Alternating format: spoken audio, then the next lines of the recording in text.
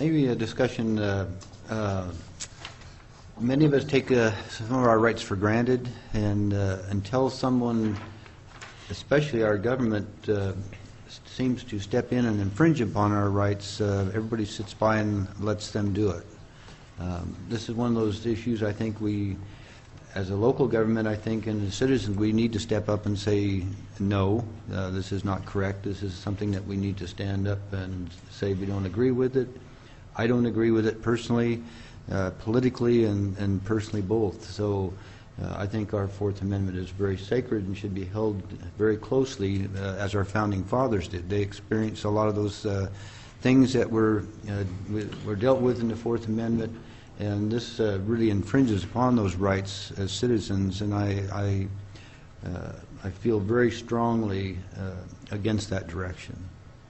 Another comment, I think we've seen just a continual short steps towards encroachment upon our rights as citizens, and this is just another example of that from our federal government. We're just a county government. What can we do? Well, we can proclaim this as our position, and we aren't the only local government that's doing this. This is being done all over the nation, and I think this needs to gather steam. I think our federal government and our state government needs to be kept in check. That's what our founding fathers put that Fourth Amendment out there for, is to keep them in check to an extent, and this NDAA wasn't necessarily all a bad piece of legislation. It's normally does funding of the military and things like that, but they slip in little things like this that a lot of citizens just don't. Who's going to read a lot of this legislation? Well, unfortunately, we have other people in the nation that really keep up on this and really raise a red flag.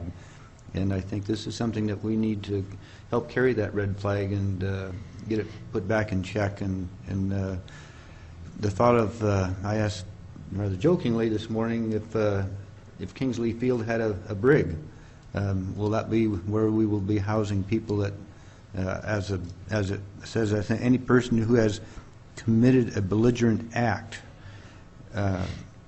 undefined belligerent act. Well, I think the recent reclassification of many citizens as combatants and so forth, really, we all classify as that almost. If you belong to the Tea Party, if you have a concealed carry permit, if you have a weapon, if you've raised your voice any place, I think you're considered a combatant and is probably looking at possibly be considered as creating a belligerent act of some sort. That's all they need under this wording. And logic says, oh, they would never do that. How many times have we heard that before? So I think we need to state our opinion and gather with those others around the nation that are doing the same thing. Very good. Tom's point is well taken. The words are not defined, and quite frankly, Tom, I find your conversation this morning quite belligerent. Oh, good. Tell Frank to come and get me. Oh, Frank's being belligerent in Salem right now, so he can't do that. Yeah, I wanted to quote just a couple of other sentences, and I think you touched on them in the proclamation, or we touched on there a little bit. Just a couple of sections out of, or parts out of Section 1021. Detention under the law of war without trial until the end of hostilities. These are just general provisions in here about what to do with belligerent citizens, I guess you might say. Transfer for trial by an alternative court or competent tribunal having lawful jurisdiction. Transfer to the custody or control of the person's country of origin or other foreign country or any other foreign entity. And then the last one I'm going to quote here is kind of a contradictory statement, I thought. It says, nothing in this section shall be construed to affect existing law. I think everything in here goes against existing law.